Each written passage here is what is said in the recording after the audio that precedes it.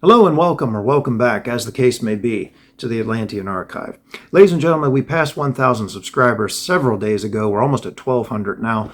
And again, my heartfelt thanks to all of you who have subscribed to the channel and liked and commented and shared.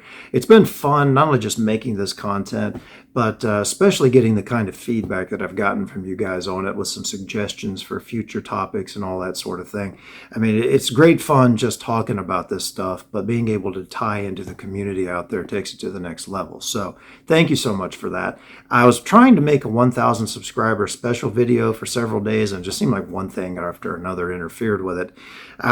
So I'm kind of trying to catch up a little bit on that tonight, and I thought I'd do something fun.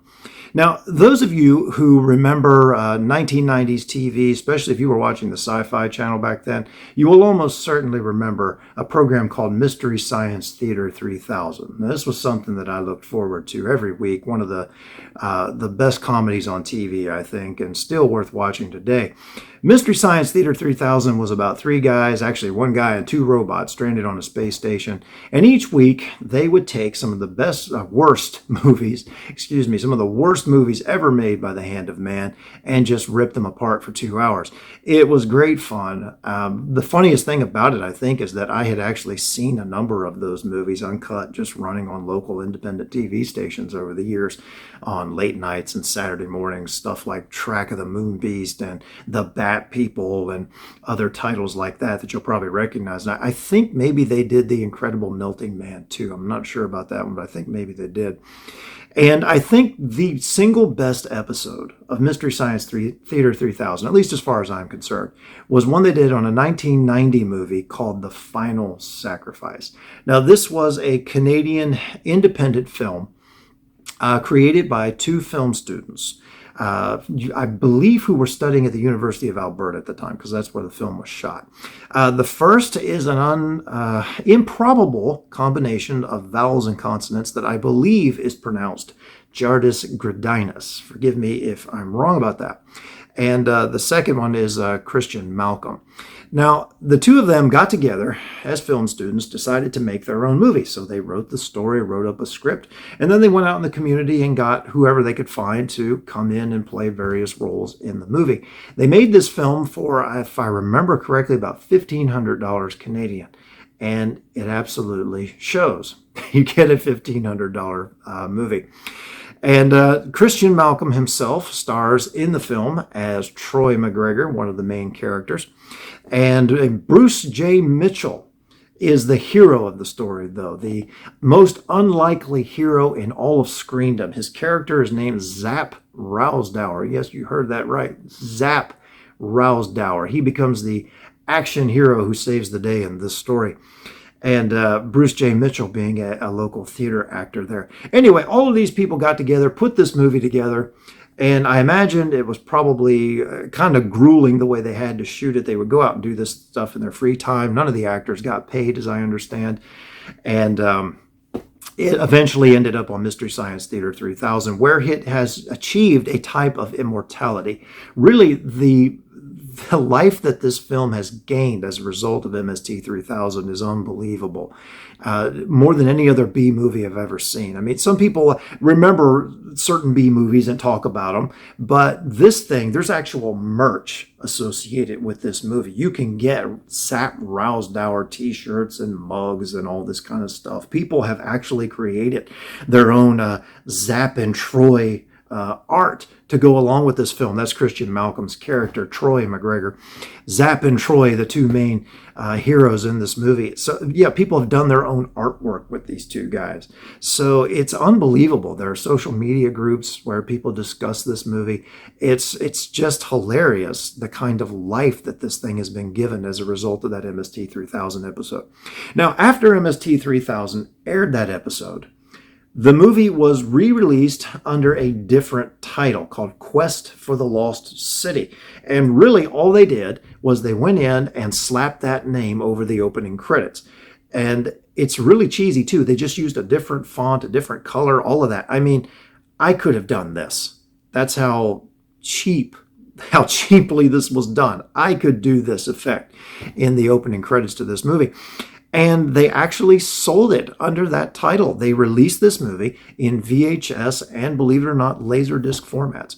And there was one day, one memorable day, when I was at the flea market, where I sometimes go looking for hard-to-find books, that sort of thing, old novelizations and TV show tie-ins and that sort of stuff. And I came across this VHS sitting on a shelf, and I saw the title, and I saw the little city here in the background and all, and I just thought, it can't be. It can't possibly be. So I picked it up, I looked on the back, and there they are. Here's a thug from the movie, one of the cultists that's featured in the movie. There's Zap Rousdower himself and Troy McGregor, and I'm like, oh my God, I've struck gold. This actually exists. I mean, I've heard rumors, like you've heard rumors about the Holy Grail and that sort of thing, but this actually exists. Now, these two guys on the front, they don't look a thing like Zap and Troy. This looks more like James LaGrosse here, and I would say this looks like, what's the guy's name who used to do Hercules, the series there? It looks like him on the front. So, yeah, I would not have believed this, but this was sitting on the shelf for $5, and it is now, believe it or not, one of my prized possessions. I actually own an uncut version of this Canadian low-budget masterpiece. We'll put it that way. So if you haven't seen this movie, and you love B movies, you love low-budget stuff, I highly recommend it. You know, I would have loved to have been in something like this. I've always wanted to get involved with film in some way. And a B movie, a lot of the ones I've seen, they just look like they'd be a lot of fun. I mean, I'm sure a lot of hassle too, but they had to have had a lot of fun making this thing. And I'm going to go ahead and give you just a quick rundown on it. And if you haven't seen it, you're unlikely, unless you can find one of these or you find that Laserdisc, which I've never seen, never even seen a picture of that. If you can find this, you're fortunate enough to find this, give it a watch, definitely, if you like B movies. If you can find the MST3000 version, though, you've struck gold. Again, one of my very favorite things to watch whenever I'm down or something. I'll throw that thing in, and it works every time. But whoever it is that owns the copyright to this movie now is being very aggressive about keeping it offline. I don't know whether that's Jardis Gradinus, the director, or exactly who that is. But every once in a while, you will see the MST version of this movie pop up on YouTube or one of the other video platforms. And it'll be up there for a little while, and then inevitably it's taken down. So somebody's being real aggressive about keeping this movie out of the public hand where people can't watch it. Now, Jardis Gradinus, the director of this movie, actually has a website. He's an award-winning documentary director. He's done some legit work that he's gotten the awards for. But when you go on to the site and you look at his film credits, you will not find this movie. He is apparently trying to distance himself from this just as much as George Lucas is from the Star Wars Christmas special, but that, everybody knows that cat's out of the bag forever. As soon as the digital era came along, and even before that, people were just copying the heck out of the VHS and just distributing that thing everywhere. So Lucas was never going to live that down. He was never going to destroy all the copies as he said that he would love to do. And Jardis Gradinus may feel the way about this thing now. I don't know. But anyway, he's not been successful. I still have proof that this was made, and I have the MST version as well. Now, MST 3000, I think it's Best Brains Production is the guys behind that, the company. They lost the rights, apparently, after a while to continue to produce the DVDs. So it's out of print right now. But if you can find it, ever get a chance to see it, very well worth it. Now, the rundown on this thing. You have this guy here, again, who looks nothing like this guy who is actually in the movie. This is Troy McGregor. The story behind this final sacrifice / quest for the lost city. You have one Thomas McGregor, who in the film's opening segment is chased down into the wilderness and killed by members of a cult. Guys dressed like this, carrying an assortment of weapons. And his son, Troy, is now living with his grandmother. The movie picks up 7 years later. And Troy gets to wondering about his father, but Grandma doesn't want him asking too many questions about his father. Just move on with your life and what have you. But Troy decides to go up to the attic where all of Dad's stuff is stored. It gets rummaging through things. He finds a map with a reference to a lost city and a letter to a mysterious M. Pipper. Now, this is in the city or town of Eagle Hat. I don't think city would apply. Town of Eagle Hat, Alberta. So Troy finds all this. He gets to wondering about it. Exactly what could this mean? But he isn't getting too far into his investigation before the very next day, the members of this cult led by the evil Sartorius, or as the guys from MST3000 referred to him, Canadian villain Darth Vader, break into the house, somehow now knowing that Troy has this map. I mean, it's been 7 years. They've been looking for it all this time. They want to find this lost city. They knew this Thomas McGregor guy had a map to it.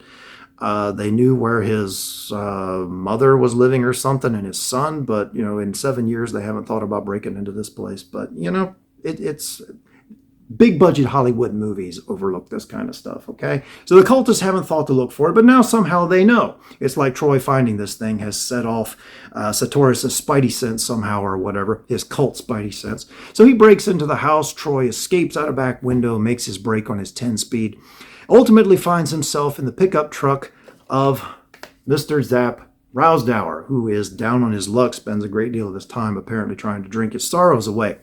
Zap and Troy have a number of adventures trying to escape from this cult. Zap's truck breaks down in the wilderness. They're forced to camp overnight. The next day, while Troy's out foraging for water, he comes across a clue, something that he remembers from his dad's map, a hidden tunnel with yet more clues to the location of this lost city, which they discover is the lost city of Zeox, which apparently was an entire civilization that existed at one time in the Canadian wilderness of Alberta, like a lost Canadian Atlantis. At any rate, they have various misadventures. They end up escaping the cult, and they wander into a cabin occupied by the mysterious M. Pipper, who it turns out was a friend of Troy's dad. Mr. Pipper fills Troy in on exactly what happened, tells him the story of the city, which was once a great, powerful civilization living in a golden age. But lo and behold, after a while, the people degenerated, they erected an idol, and their gods got angry and decided to make it rain for a whole month, at which point the city sinks in a giant quagmire and is lost. But legend has it that if the idol is ever destroyed, the city will return to its former glory. So, during a break, when Zap decides to go out and have himself a beer, in a great line from the MST movie, or the MST version of this thing, Pipper tells Troy that Zap Rousdower, he remembers him and he doesn't trust him. Why? Because he was with Sartorius on the night that Troy's father was killed. Yes, indeed. And of course, you can imagine what that makes Troy think. So they pass a fitful night where no one gets any sleep, really. Troy gets up the next morning before anybody else and takes off. He is inevitably captured by the cult, which intends to make him the final sacrifice to the idol of the city of Zeox. This idol just kind of sitting out looking for like a Western Sizzler steakhouse type thing out in the middle of the Canadian wilderness.